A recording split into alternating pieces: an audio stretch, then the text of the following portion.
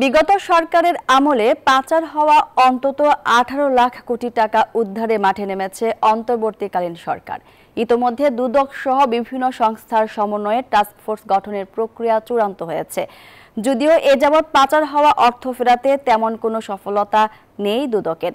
TIB বলছে, রাজনৈতিক প্রভাবের বাইরে থেকে সমন্বিত উদ্যোগ নিলে অর্থ ফেরানো সম্ভব। তাসলিম তৌহিদের প্রতিবেদন। ব্যাংক লুটপাটকারী প্রতিষ্ঠানগুলোর মধ্যে অন্যতম এস আলম গ্রুপ। শেখ হাসিনার আমলে তাদের নিয়ন্ত্রণে থাকা 7টি ব্যাংক থেকে নামে বেনামে 2 লাখ কোটি টাকা তুলে পাচার করে প্রতিষ্ঠানটি।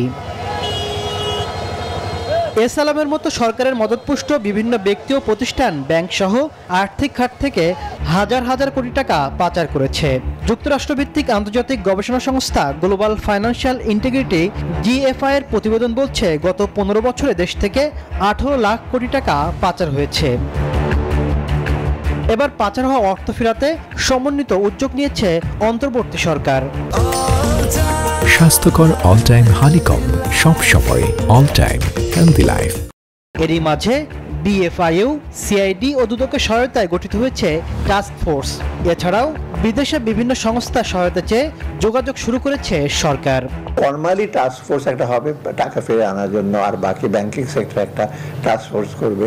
তবে নিজেদের আগের ব্যর্থতা ঢাকতে সাফাই গাইলেন দুদকের এই কর্মকর্তা। সরকার একটু উদ্যোগ নিলে এই টাকাগুলো উদ্ধার করার চেষ্টা করে, তাহলেই সম্ভব। আমরা আমাদের পক্ষ থেকে যতটুকু সম্ভব সবই করতেছি। আমাদের ক্ষমতা তো বাইরে থেকে টাকা আনা না, আমাদের ক্ষমতা বিভিন্ন অথরিটিকে লেখা। টিআইবি মনে করে, গঠিত টাস্কফোর্স স্থায়ীভাবে কাজ করলে পাচারের লাগাম টানা সম্ভব।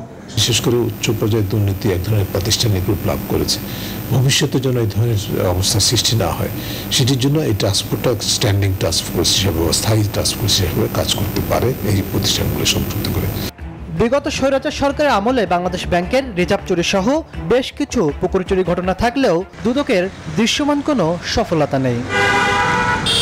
তাসলিম তৌহিদ, নিউজ 24, ঢাকা।